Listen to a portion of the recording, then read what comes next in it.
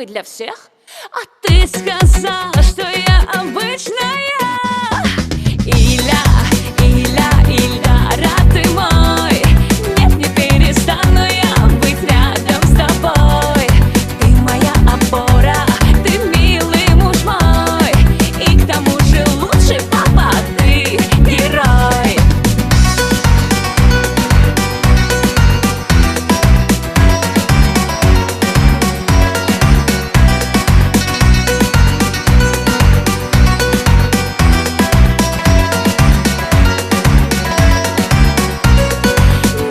Обещал ты мне гор золотых, на руках носить и шубки норковых. Но зато ты дал, что есть ценное: любовь, семью и уважение. Иля, Ильдара, ты мой. Нет, не перестану я быть рядом с тобой. Ты моя опора, ты милый муж мой. И к тому же лучший папа, ты герой.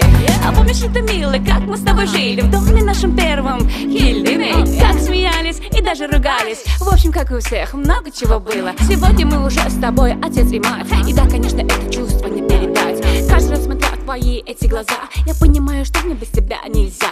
Несмотря на все мои капризы и обиды, ты терпеливо учишь меня, как жить в этой жизни. Сегодня тебе 30, а нашей семье 3. Готовлюсь после дочери сына. Иля, Ильдара, ты мой.